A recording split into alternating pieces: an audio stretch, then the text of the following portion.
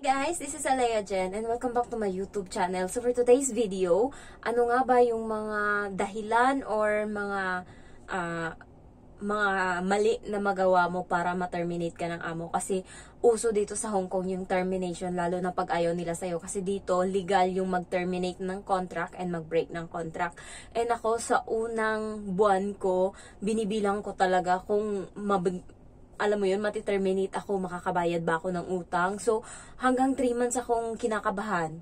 3 months akong masyadong, alam mo yun, hindi ako kampante. Kaya, I do my best sa 3 months na yan. Kasi nga, yun yung mga time na kailangan kong bumawi, makabayad ng utang, and then, makabawi sa mga nagastos ko, pagod ko, puyat ko sa pag-a-apply. Kaya sabi ko 3 months. Yun yung sabi ko. And sa unang buwan, ano ba yung mga, binayaran ko talaga yung mga utang ko. And mahirap mag-adjust sa bago kasi hindi mo alam kung ano yung makakain mo, kakainin mo. Kasi nga hindi mo alam salita nila, hindi ka makakabili. So namumroblema ako nung bago. Kaya mabuti na lang talaga, may pera ako nun. And then marami akong mga utang-utang na maliliit. Ayan. So, ano yung mga dahilan kung bakit na-terminate ang mga katulong dito sa Hong Kong? Unang-una is, yun nga, pagka nagbabar and then late na umuwi, ayan, isa yan sa mga lasing ka uuwi, mati-terminate ka talaga, basta late ka umuwi. Pag may curfew, kailangan, okay lang kapag sinabihan ka na okay lang walang curfew. Pero yung ibang mga employer is nagko-curfew. Ako, curfew ko 8 p.m. Pero wala pang 8 p.m. umuwi na ako. Isang beses lang nakauwi ako ng late. Hindi naman siya eksaktong 8 p.m. Umuwi ako mga 7:56. And pagdating ko sa bahay, nandito na yung amo ko. And first time ko mag-bar ng time na yun. Last birthday ng kaibigan ko, June 1 ata nangyari yun. So, nandun sila sa kwarto nung dumating ako. So, diretso ako agad ligo. And then, kinaumagahan, sinabihan ako ng amo ko, saan ka nagpunta kahapon? Sabi ko, birthday ng kaibigan ko, kaya nag-celebrate kami hanggang gabi. Sabi niya, okay, yun lang.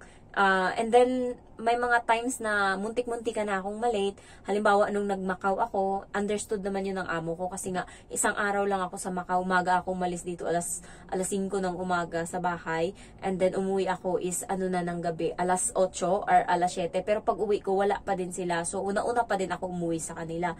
Next is, nung Chinese New Year, nagpunta kami ng Lantau, yung Big Buddha. Ayan, so, pinuntahan namin yung lahat doon and gabi na umuwi kasi nga mahaba yung pila. So, sinend ko sa amo kong babae. Kahit day off ko yon, sinend ko sa kanya. Sabi ko, malilate ako ng uwi kasi nga ang layo ng pinuntahan and nagpila kami sa bus. Sabi niya, dyan din ako galing pero nag-cable car kami kaya hindi kami na traffic, hindi kami na ganyan. Sabi niya ganun. And then, next is yung may utang sa bangko. Yan yung pinaka number 1 talaga. Pag may utang ka sa bangko, kailangan on time ka magbayad para hindi ka mapadalahan ng sulat and hindi ka akyatin ng collector. Kasi yung collector ng bangko is yun yung pinaka nakakatrauma talaga. Kasi lahat ng mura maabot mo dyan sa kanila, sigawan kanila, ipapahiya kanila, tatawagin nila yung amo mo. Alam mo yun? Kaya kailangan magbayad kayo kung may utang kayo on time.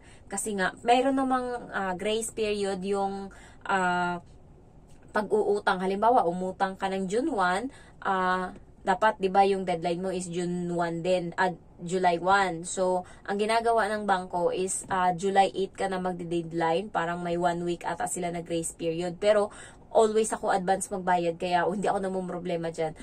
Ang nangyayari is napapadala ng sulat, and sino yung tatanggap nun? Siyempre, yung amo mo.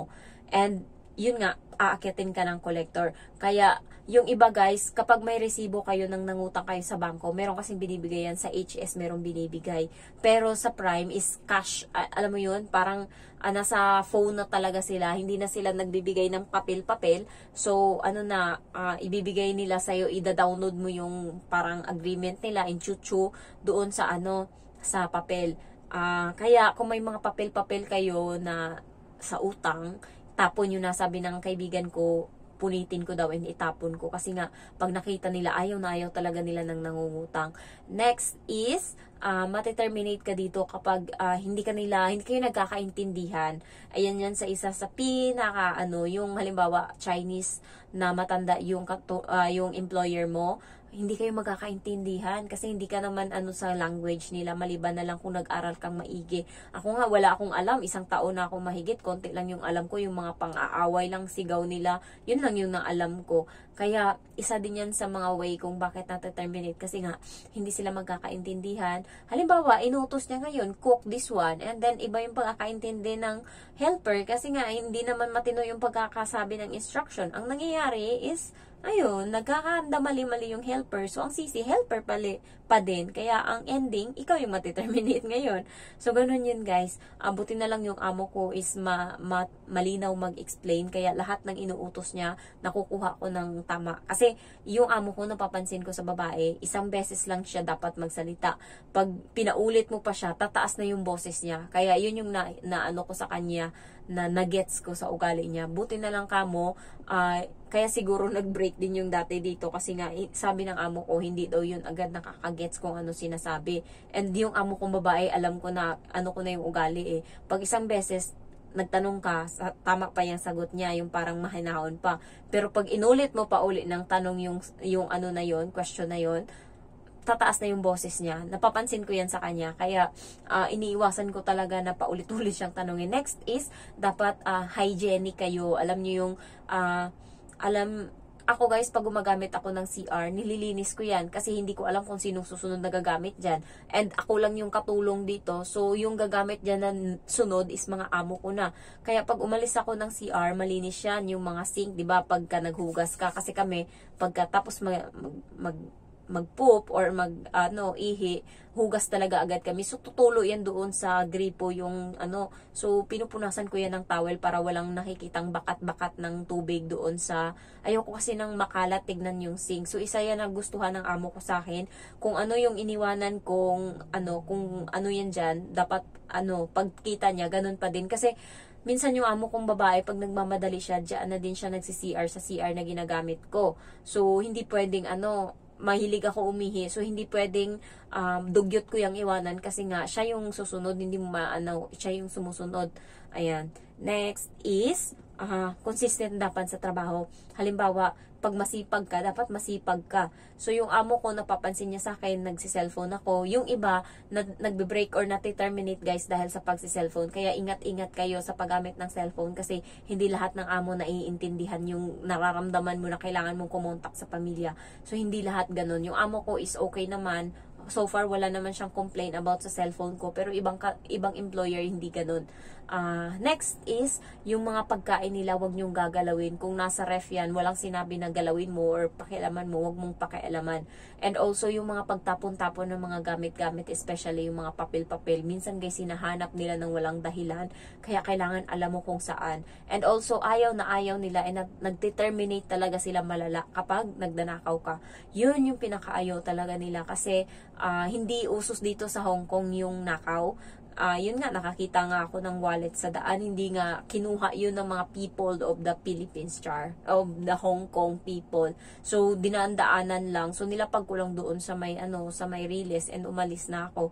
Dito sa Hong Kong, guys, napakalaking kasalanan na kapag nagnakaw. So, wag talaga. 1 beses lang yun masira yung tiwala nila sa'yo, hindi na yun babalik. Ganun sila. Kaya kailangan, hanggat okay, wag mong sirain talaga. Hanggat may tiwala, wag mong abusuhin. Next is, nakalimutan ko na tuloy. Ang ganda-ganda ng kwento ko, visit. Next na kung bakit na-terminate yung mga katulong dito sa Hong Kong is, yun nga, sa bata. Hindi ka gusto ng bata, hindi ka bet ng bata. Isa din yan sa major way or parati kayo nag-aaway ng bata, especially kapag nasaktan mo yung bata. Isa yan sa pinaka na wag nyo talagang gagawin ang manakit ng bata. Sigaw, wag siguro. Siguro kung sa labas pwede mong sigawan, pero sa loob ng bahay hindi pwede kasi nga may ibang amo na ayaw nila, lalo yung mga isa lang yung anak, yung spoiled yan. Kaya yung amo ko, buti ka mo kahit spoiled yung anak nila, pag dinidisiplina ko, pinapabayaan nila.